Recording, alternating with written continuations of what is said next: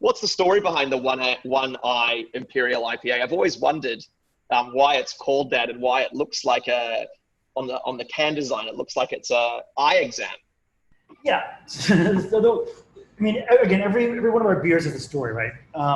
And One Eye was just something we did for fun. We said this is never going to go anywhere. It's a 10.1% beer, 101 IBU, so it's very, very strong. It's very bitter, but there's also a huge malt profile to this beer, and that kind of negates those other two metrics, and it creates this really kind of nice caramely drinkable beer. I'm not going to use the word sessionable, but it's drinkable, and it's just dangerous because honestly, 3 pints of that we'll put you on the floor.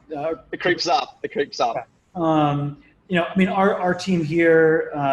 I see some of our board members on the call too. I mean, they're well versed in the One Eye, so they can have 8 or 9 and be fine. But we created. I'm joking, guys. We created it because obviously the design is around. Yes, there's one eye, and as you drink more, it gets more and more blurry. So that's the eye chart. And the One Eye was basically named after Sealy, so it's a homage to our mascot. Oh right, so the winking seal, the actual right, okay. I'll be frank. It is a one-eyed seal. It's not really winking, but winking had a nicer ring to it than one-eyed seal. So we took some artistic license and we called it the winking seal versus the blind seal, the one-eyed seal. So, but the beer is named because of that. And so we did that, and we created this beer. We're like it's gonna be an insane beer. We'll do a limited run at the tap room, and that'll be that. And then Beercraft took interest in it, and it sold incredibly well. First of all, it was. If I'm not mistaken, it was the first Imperial IPA or double IPA in the market from craft brewery. There may have been 1 or 2 limited runs before that from other breweries, but it was one of the first for sure.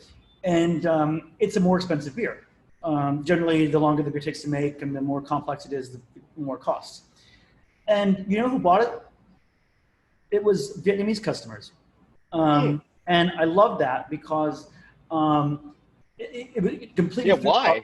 Yeah, they bought it because it was more expensive, and craft beer is viewed as a status symbol, and so it was a more premium craft beer.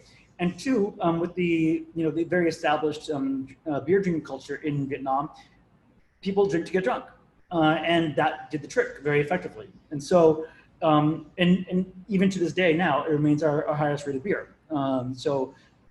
Now, in terms of volume, it's not. And we've got some friends, good friends up in Nha Trang, who have a big property there, which is actually larger than Monaco. And they're the only property that carries that beer on draft by a pool.